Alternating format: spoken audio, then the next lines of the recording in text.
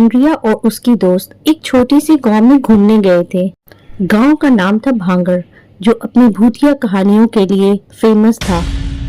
Andrea की दोस्त बेला और सुनीता हमेशा ऐसे ही एडवेंचरस जगहों में घूमने की शौकीन थी, पर एंड्रिया को ये सब ज्यादा पसंद नहीं था, लेकिन दोस्तों की बात पर उनके साथ चली आई।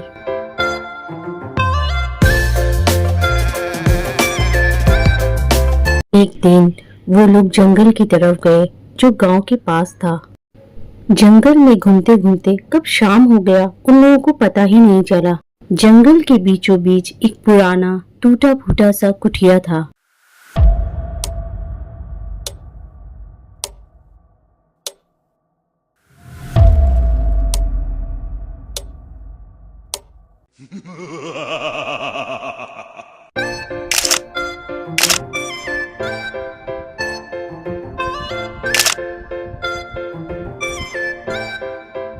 गांव वालों का मानना था कि वहां एक भूतिया बिच्छू रहता है, जो रात को शिकार पे निकलता है। तीनों वहां खड़ी होकर फोटो लेने लगती है।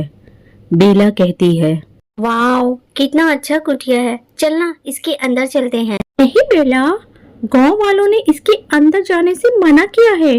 वो कह रहे थे कि इसके अंदर कोई भूतिया बिच्छू रहता है। अरे यार, ये सब बकवास है। गांव वाले भी ना कुछ भी कहते हैं। हम लोग बस थोड़ा फोटो लेंगे और चले आएंगे। हाँ, चलना एंड्रिया। चलो। एंड्रिया राजी हो जाती है और तीनों कुटिया की ओर चल पड़ते हैं।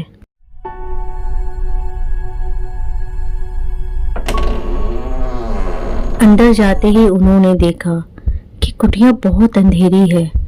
जमीनों और दीवारों पे झाड़ियां उग चुकी है, दीवारों पे मकड़े चल रहे हैं और सामने एक बड़ा सा अलमारी रखा है। वो तीनों अंदर फोटो लेने लगी।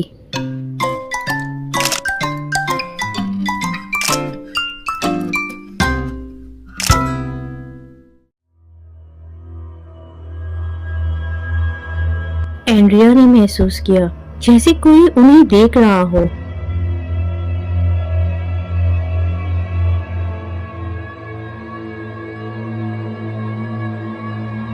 पर उसने सोचा शायद ये बस उसका वहम है।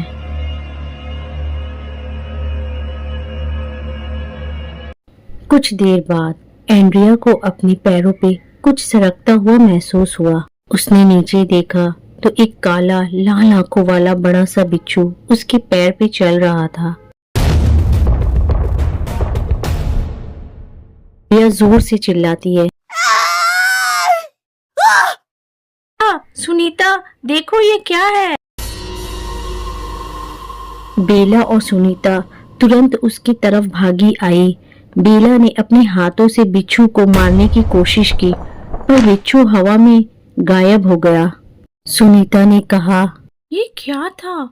ये कैसे हो सकता है?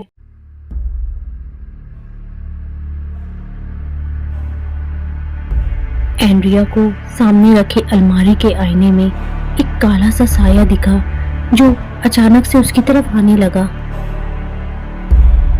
एंड्रिया के शरीर में कपकपी होने लगी।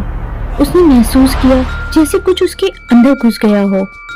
उसकी आंखें लाल होने लगी और उसके चेहरे पे अजीब सी मुस्कान आने लगी। चलो, अब तुम दोनों का टाइम है। एंड्रिया अब पूरी तरह बदल चुकी थी। उसके चेहरे पे काला रंग छा गया था और उसकी आंखें लाल हो चुकी थी। बेला और सुनीता ने देखा कि एंड्रिया के पीछे एक बड़ा सा काला बिच्छू बड़ा होता जा रहा है। उस बिच्छू के पैर एंड्रिया के पैर से मिल रहे थे और उसकी लाल आंखें चमक रही थी। एंड्रिया, ये क्या हुआ तुम्हें? तुम ऐसे क्यों बिहेव कर रही हो? मैं एंड्रिया नहीं हूँ, मैं उस काला बिच्छू का शिकार हूँ और अब तुम दोनों की बारी है। ये बोलकर एंड्रिया जोर जोर से हंसने लगती है। ये देखकर बेला और सुनीता काफी डर जाती है और दोनों वहां से भागने की कोशिश करती है, लेकिन दरवाजा बंद हो चुका था।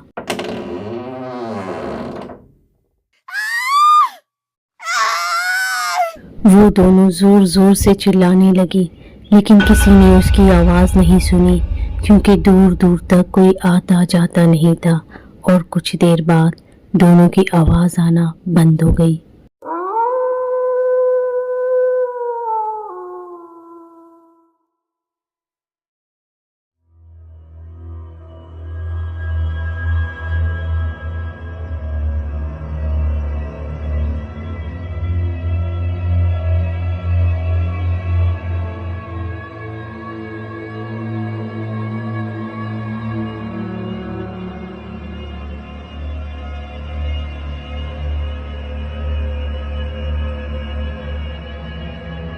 अगली सुबह गांव में एक औरत काला कपड़ा पहने घूम रही थी, जो कह रही थी, मेरे मालिक को एक और शिकार मिल गया, अब तुम सब मारे जाओगे। उसके हाथों में एक काला बिच्छू था जो अपनी लाल आंखों से सबको देख रहा था।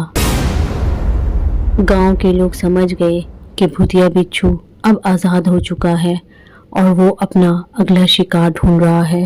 गांव वाले उस औरत को पकड़ने की कोशिश करते हैं, लेकिन वो औरत हवा में कहीं गायब हो जाती है।